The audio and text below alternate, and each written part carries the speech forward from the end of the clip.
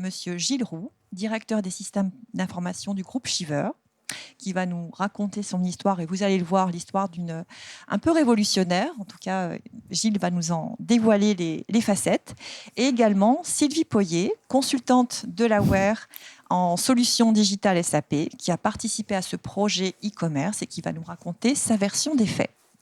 Alors, Gilles, tout d'abord, présentez-nous en quelques mots votre groupe, donc le groupe Shiver Distribution, donc belle entreprise française située à Avallon. Donc effectivement, quelques mots sur Shiver, dont je suis le DSI, pour que tout le monde comprenne bien le contexte. Donc, entreprise de la grande distribution, principalement alimentaire. Nous exploitons quelques 150 magasins, supermarchés ou hypermarchés, principalement en région Bourgogne-Franche-Comté, surtout en milieu rural. Un partenariat privilégié avec Auchan, mais une société familiale qui revendique une totale autonomie, 6500 collaborateurs, 1,4 milliard de chiffre d'affaires sous enseigne, si je compte l'international, puisque nous exploitons aussi des hypermarchés en Pologne, et même jusqu'au Tadjikistan. Oui. Si je peux me permettre également, donc une célèbre devise du groupe Shiver, qui est la distribution autrement, donc qui illustre bien le caractère, l'autonomie de votre groupe. Alors Gilles, pouvez-vous nous décrire la situation de départ qui a fait que vous vous êtes dirigé, que vous avez engagé un projet e-commerce ? Alors déjà, merci à vous Nathalie pour nous avoir classés dans la catégorie des hommes préhistoriques. Je vous en prie. Mais je peux vous assurer que nous sommes une entreprise résolument moderne, avec des systèmes d'information performants et une présence sur Internet qui ressemble tout à fait à celle de nos confrères. Vous êtes d'ailleurs bien placé pour savoir que nous sommes une entreprise moderne, puisque c'est avec Delaware que nous avons fait, ça fait quelques années, un projet de mise en place de SAP sur le périmètre de notre gestion commerciale centrale. Et ce projet était déjà en soi un véritable challenge digital, notamment pour une entreprise de la grande distribution alimentaire. Toutefois, il est vrai que s'il y a bien un domaine où nous étions très discrets avant ce projet dont nous parlons aujourd'hui, c'est bien le e-commerce. Alors certes, nous menons régulièrement depuis des années des opérations ponctuelles sur le web, foire au vin, vente de produits festifs en fin d'année, mais avec des outils qui sont complètement déconnectés de notre système d'information et avec des procédures très dégradées, surtout manuelles. Donc, pour le dire autrement, nous nous confortions dans notre métier traditionnel de distributeur brick and mortar. Tout à fait. Donc, je comprends que vous aviez déjà un grand nombre d'opérations, d'initiatives commerciales dans vos magasins. Mais alors, pourquoi avoir sauté le pas vers le e-commerce ? Oui, alors d'abord, même si nous avions une faible pression concurrentielle, vous imaginez bien que Amazon Fresh en Bourgogne profonde, c'est pas pour demain. Ça faisait évidemment des années que nous réfléchissions à la possibilité d'offrir un service drive à nos clients. Un drive magasin dans le sens où le client commande sur le web et vient chercher son panier en magasin. Le déclic a certainement été le nombre grandissant de demandes de la part de nos clients concernant ce service qui est rentré maintenant dans ce qu'on pourrait véritablement appeler une dette client. À noter d'ailleurs que le deuxième déclic a été évidemment provoqué par la vague Covid, puisque ça nous a amené à intensifier notre vitesse de déploiement. Tout à fait. Donc, je comprends que c'est la demande de vos clients, la pression donc de vos clients en magasin, plus la conjoncture du Covid, qui ont été des catalyseurs dans ce projet e-commerce. Alors, Gilles, maintenant, ce qui serait intéressant, c'est que vous nous racontiez les difficultés que vous avez rencontrées et pour notre auditoire derrière son écran, les questions qu'il faut se poser avant d'engager un projet e-commerce. Alors, je crois que quand vous êtes un distributeur traditionnel brick and mortar et que vous faites vos premiers pas dans le e-commerce, la phrase la plus dangereuse qui paraît pourtant frapper au coin du bon sens, c'est la suivante. Le e-commerce, de toute façon, c'est toujours du commerce. Alors méfiance, car c'est aussi beaucoup de nouveaux métiers, avec beaucoup de spécificités par rapport au commerce traditionnel, et notamment, mais pas que, cette proximité permanente avec les outils digitaux. D'accord, donc méfiance, nouveaux métiers. Est-ce que vous pouvez, Gilles, nous donner quelques exemples concrets pour illustrer cela ? Alors, quelques exemples concrets. L'offre produit, ce qu'on appelle l'assortiment, qui est très différente en termes de composition ou de nombre de références. La présentation des produits, photos, verbatim, composition, allergène, tout ça est obligatoire. C'est tous des éléments que nous ne pratiquons pas aujourd'hui, que nous ne travaillons pas d'habitude hors tract. La nomenclature, il faut qu'elle soit courte pour faciliter l'expérience client. L'article peut être présent à plusieurs niveaux de la nomenclature, le moteur de recherche. Les ruptures produits, plus impactantes car pas de substitution possible. Le prix. Comment s'assurer que le prix payé par le client web est le même qu'en magasin ? Comment notamment être sûr que le prix promo qui n'est plus actif quand le client vient chercher son panier va quand même être celui qui va être appliqué, car celui qui était sur le web au moment de la commande.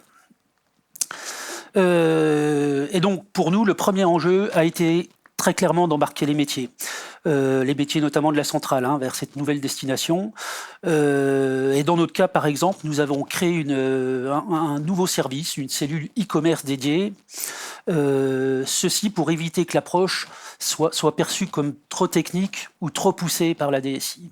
Tout à fait, on voit bien ce que vous voulez signifier. En tout cas, merci pour ces exemples très concrets, Gilles. Et maintenant, alors, la question qui me taraude, c'est côté client, vos clients traditionnels, comment ont-ils accueilli ce changement ? Comment ça s'est passé sur le terrain ? Oui, alors vraiment, pas de problème particulier. Ma modeste expérience, c'est qu'il ne faut jamais sous-estimer le client, car il sait s'adapter très vite à de nouveaux modèles, à partir du moment où ils répondent à un besoin ou à un vrai confort. Et pendant que je vous parle, j'ai en tête l'exemple de cette cliente de 70 ans qui, le lendemain du lancement de notre premier magasin, notre premier drive à Courtenay, venait avec sa tablette physiquement au magasin se faire expliquer le fonctionnement. En tout cas, on visualise bien l'image de la petite dame avec sa tablette au magasin. On la salue au passage si elle nous écoute derrière son écran. Sûrement. Et alors, côté partenaire maintenant, comment pouvez-vous nous expliquer que Delaware se soit finalement imposé sur ce projet du e-commerce alors que Delaware a fait ce projet ERP en centrale et c'était plutôt un peu inattendu pour vous ? Alors, pourquoi Delaware et pourquoi SAP Commerce ? Alors, je dois bien avouer qu'il ne figurait pas forcément dans notre première checklist, mais qu'en étudiant plus avant l'architecture fonctionnelle que nous allions devoir mettre en place, il nous est apparu qu'il y aurait un couplage très fort avec notre gestion commerciale SAP et notamment notre référentiel produit.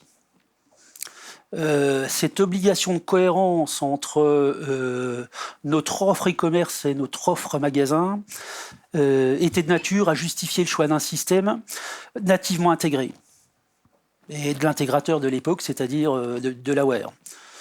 Alors ensuite, quelques entretiens avec le responsable de la BU e-commerce, avec les chefs de projet qui nous ont présenté leur dernière réalisation. Et bien entendu, la relation de confiance que nous avions construite avec Delaware, après notre premier projet ERP, on fait le reste. La confiance, c'est essentiel. Très bien, merci Gilles. Je me tourne maintenant vers Sylvie. Donc, je rappelle que Sylvie est consultante chez Delaware sur les solutions SAP Digital. Elle a participé à ce beau projet e-commerce chez Shiver. Sylvie, peux-tu nous décrire les grandes étapes de ce projet ? Alors, ce qu'il faut savoir, quand on lance un projet d'envergure comme celui de Shiver, il faut déjà, comme l'a justement dit Gilles, se poser les bonnes questions, brainstormer, comme on dit. Parce qu'un projet e-commerce, ça englobe vraiment plusieurs équipes avec des métiers qui sont tous différents les uns des autres. On va avoir du marketing, du commerce, du légal, de la logistique. Et du coup, chacun se pose des questions, a envie d'améliorer ses process. Et du coup, il faut réunir tout ce beau monde et brainstormer. On commence donc par réaliser donc, des ateliers de cadrage. On essaye de voir ce que chacun envisage, comment chacun voit les choses. Et nous, côté intégrateur, d'essayer d'identifier vraiment les spécificités liées à l'entreprise. Donc, par exemple, dans le cas de Shiver, on a découvert qu'on avait donc l'ERP et SAP qui détenaient donc les articles, les stocks, les prix, mais que les promotions, elles, étaient stockées dans le logiciel de caisse. Donc, les promotions de type 2+1 gratuit. Donc, on a dû trouver une solution pour essayer de faire communiquer ces 3 outils pour afficher les bonnes informations au bon moment et surtout pas au désavantage du client. Une fois qu'on a réalisé les ateliers, donc on peut commencer à créer le projet. Donc, comme Gilles l'a dit, on a démarré donc par un premier site pilote qui est le bien de Courtenay. On a réalisé ce site en environ 8 mois. Alors, c'est un délai record. Dit comme ça paraît beaucoup, mais en fait, c'est vraiment très court puisque quand on réalise ce genre de projet, il faut vraiment qu'on pose les bases pour à terme avoir plus de 150 magasins Shiver avec plusieurs enseignes sur la plateforme SAP Commerce. Aujourd'hui, on a 4 magasins d'ouverts, donc il est possible de faire ses courses dans 4 magasins bien. Et à terme, d'ici la fin de cette année, on devrait en avoir plus de 40 et en 2021, plus de 80. Donc on déploie un rythme très soutenu en ce moment. Et donc le pilote est aujourd'hui lancé, on a plusieurs magasins ouverts et on continue aussi forcément à travailler sur l'amélioration de l'existant. Donc on propose par exemple des listes d'achats fréquents pour les clients, de la possibilité de pouvoir payer en ligne, où on accompagne également Shiver sur la mise en place d'un outil de préparation des commandes en magasin. Et en fait, c'est justement ça qui est intéressant dans le e-commerce, c'est qu'on a la possibilité de créer tout le temps, de proposer des nouvelles choses qui, au final, facilitent la vie des clients au quotidien. En tout cas, c'est une très belle définition, Sylvie. Avec le e-commerce, on peut créer tout le temps. Donc, merci pour cette jolie définition. Est-ce que tu peux nous expliquer maintenant comment s'est passée la collaboration entre les équipes Shiver et les équipes Delaware ? Comme Gilles est présent, j'ai envie de dire bien, forcément. Mais non, pour être franche, c'est vrai que Shiver, c'est une entreprise qui a vraiment une spécificité, c'est l'autonomie. Vraiment, l'autonomie, c'était le maître mot du projet. Se faire accompagner de Delaware, d'accord, mais à terme, il fallait que les équipes soient autonomes. C'est même pas forcément une demande qui venait de la direction Shiver, mais vraiment, c'était un impératif des équipes. Du coup, comment nous, on essaye de rendre un client autonome ? Dans le cas de Shiver, on a créé ce qu'on appelle un kit de déploiement. Donc, on a posé les bases, comme je l'expliquais tout à l'heure.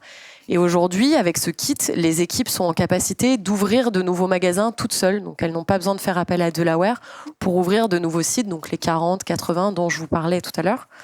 Et donc, aujourd'hui, on a des équipes Shiver qui sont complètement autonomes sur la gestion du site et sur le déploiement des nouveaux magasins. Donc, en fait, on travaille ensemble pour créer des choses. Mais une fois que les choses sont faites, Shiver est complètement autonome. Et c'est vrai que, côté intégrateur, avoir un client et des équipes aussi impliquées, forcément, c'est toujours agréable. C'est très agréable, c'est le rêve qui un peu. Réalité. Très bien, merci en tout cas Sylvie. Gilles, je me retourne à nouveau vers vous, car la question me taraude aussi. C'est finalement, si vous deviez définir ce qu'est le e-commerce, que diriez-vous ?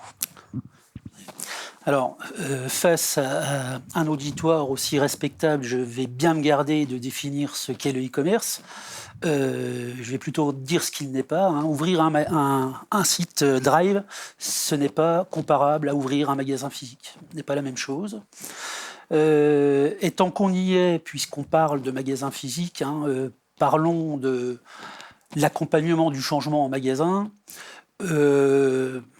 Ce ne fut pas vraiment un sujet, car toutes les équipes étaient très très motivées, de par le fait qu'on apportait un nouveau service plébiscité par les clients et de par le fait qu'on modernisait l'image de l'enseigne.